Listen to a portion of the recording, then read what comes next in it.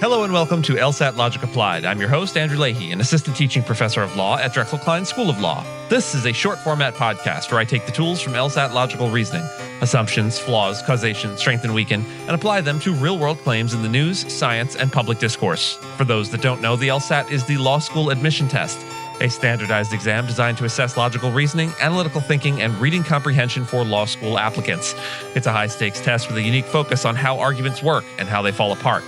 The LSAT is owned and administered by the Law School Admission Council, or LSAC. I don't claim any affiliation or ownership. I'm just here to teach the logic.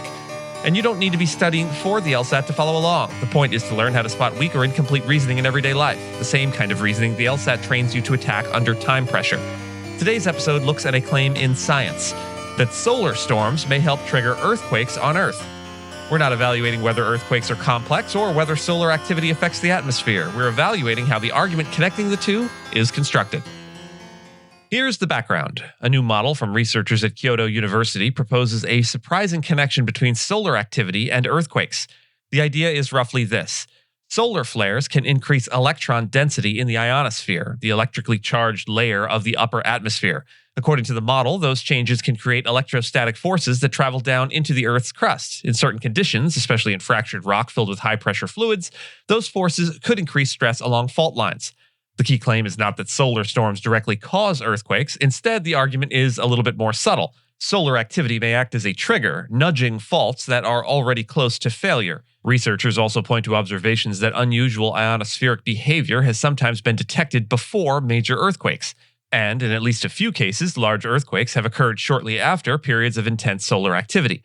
At first glance, this is compelling. There's a mechanism, there's observational data, and there's timing that seems to line up. But before we accept that connection, let's apply some LSAT logic, because the key question isn't whether the mechanism is possible. The key question is whether the evidence actually supports the conclusion. The structure of the argument looks something like this. Solar activity can alter the ionosphere.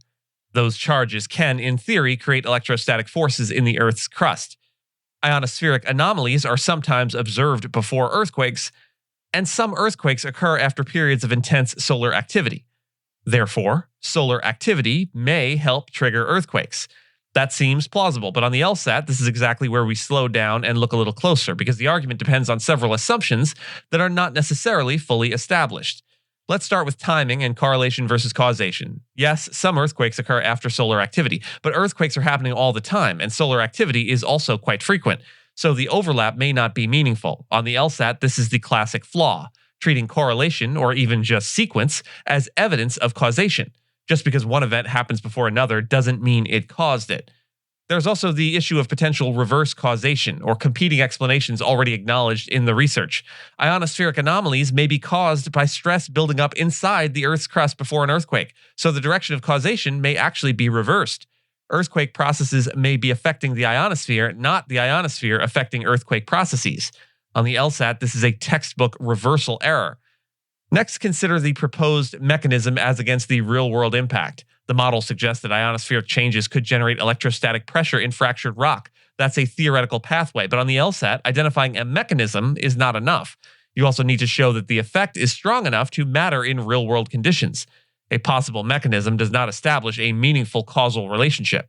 We also have conditional and unfalsifiable framing here. Notice how the claim is actually framed. Solar activity doesn't cause earthquakes, it only triggers faults that are already close to failure.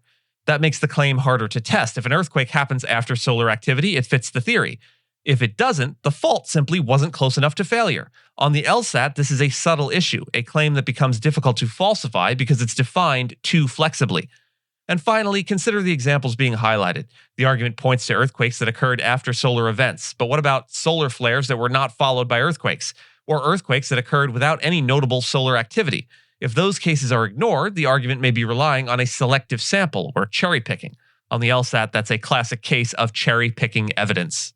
If we wanted to strengthen this argument, we would want to know whether earthquakes are statistically more likely to occur after solar activity than at other times, whether the proposed electrostatic forces are actually large enough to influence fault stability in real-world conditions, and whether alternative explanations like reverse causation can be ruled out.